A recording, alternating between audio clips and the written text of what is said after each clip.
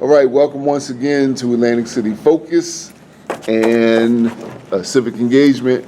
We are here with the president of the NAACP right after the annual gala. So I want to congratulate you on another great gala and bringing out the deputy mayor. Lieutenant Governor Dale Caldwell. It was a great time had by all. Unfortunately, on like maybe the day before, the Supreme Court took the time to again take a knife to the Voter Registration Act. Right. And according to one of their own members, they probably shouldn't even have heard the case.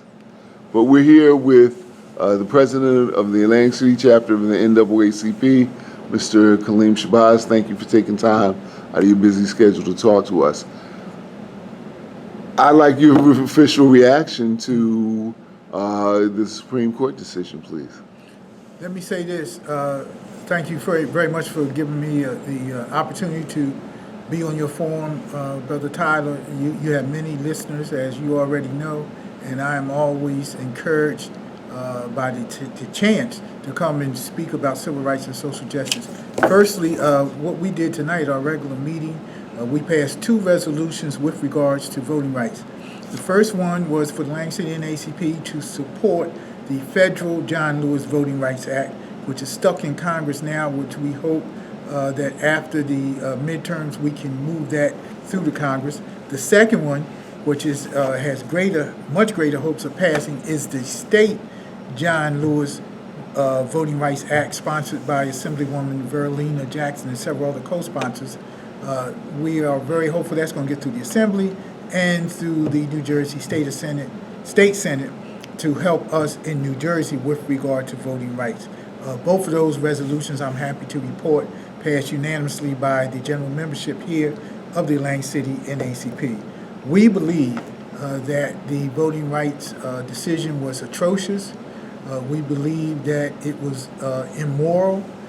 We believe that the justices did somersaults with the law to twist it to get the outcome that they desired, which is a negative outcome, unfortunately, for people of color.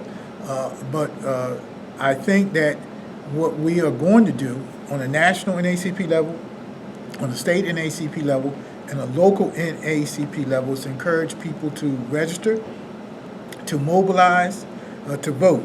I can report that we're going to again do Souls to the Polls here in Atlantic City in partnership with the Fellowship of Churches and other related groups. We're going to continue to encourage people to register and to vote. We don't tell people who to vote for. The NAACP is a nonpartisan organization that does not endorse candidates, but we do encourage people to vote.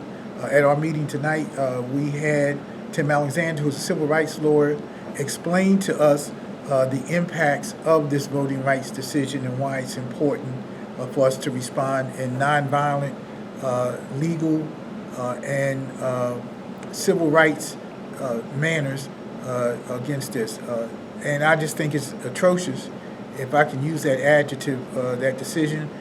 But I am very encouraged by the response to the NAACP. We had an emergency Zoom last week. It was over 2,000 people on that Zoom, people in every state in the union vowing to get to work and get people out to vote. Okay. I have to ask you, bless you, I have to ask you this one question before I give you the last word. Right.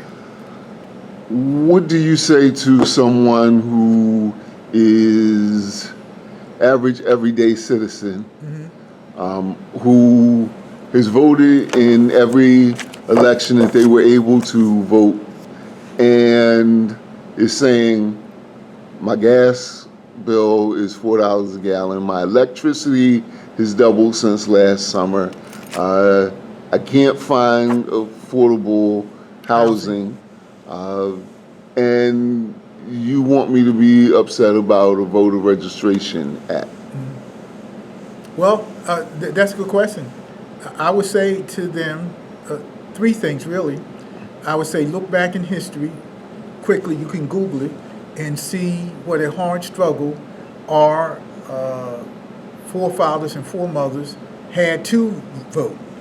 Then I would say, number two, look at the tremendous sums of money that billionaires and trillionaires and multimillionaires are putting behind President Trump and his efforts to suppress voting. Then I would say, number three, look at the southern states who have traditionally tried to make it harder for people to vote. Look at the efforts that they're doing. I think that speaks to the question of does voting matter? Because that's really what people are saying, and I understand it, I get it. I have constituents who tell me the same things. And don't forget, even though I'm an elected official in the NAACP, but I'm also a local elected government official, when I go to Starnes or ShopRite, rather, with my wife's list that she gives me, and I get in line to pay, I have to pay the same amount of money as everybody else. I don't get a discount because I'm an elected official. Same thing with my electric bill. Same thing with my gas bill. So it's not a intellectual question with me. It is a real life question.